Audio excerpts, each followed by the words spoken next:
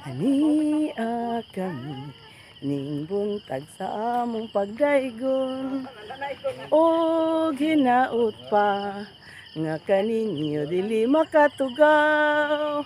Pasko karon, panahon sa kalipay, kay nataw na ang manunubos sa kalibutan.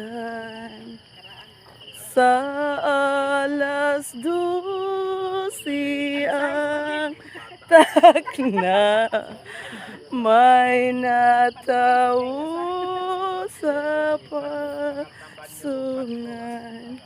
Gitag na og ginatuan,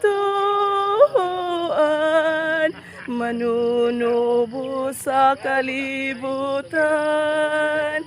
Ani kami ning buntag sa among pagdaygon o ginaot pa nga kaninyo dili makatugaw. Pasko karon, panahon sa kalipay, kay nataw na ang manunubos sa kalibutan. Kay nataw na ang manunubos sa kalibutan.